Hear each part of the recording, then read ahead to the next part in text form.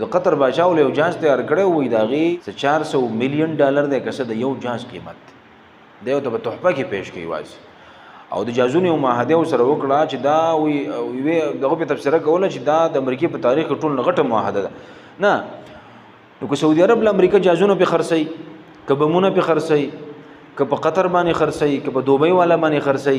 نو هغې ته پته ده چې دې دا سرونه د جهازونو د پاڅولو دي جهازونه به ول پاڅوم څنګه نو چې پایلټ پکې زما ناست وي نو جهاز یې دی که نه ولې او زه د هر څه مې د جهازونو نه ډک کړه او ایټم بمې مې موله ورکړې خو لاس کمه دي داسې لاس په عربو کې شته دی چې په دې بټن باندې ګوته کېږي داسې لاس شته دی چې هغه دا جهاز پاسوي او هغه په دې دغو باندې بمباري وکړي په دې اسرائیلو په دې یهودیانو داسې لاس او ککری نشته دی چې هغه کوم دي هغه غریبانان په وینو باندې ولمبول د یمن مسلمانان هغه په وینو باندې ولمبول فلسطین او د غزې مسلمانان څوک غږ نشي کولی او دا نور د ټیپور او د ګازرو د مولو لیوان او د غوښو لیوان هغه صرف دې ته پرېږده و چې بس ښځو له زور ورکړی دی او خوراکونو له زور ورکړی دی او بلډینګانو له زور ورکړی چې څوک به غټ بلډینګ جوړوي د امریکې په غلامۍ کې سیلي ده د یو بل سره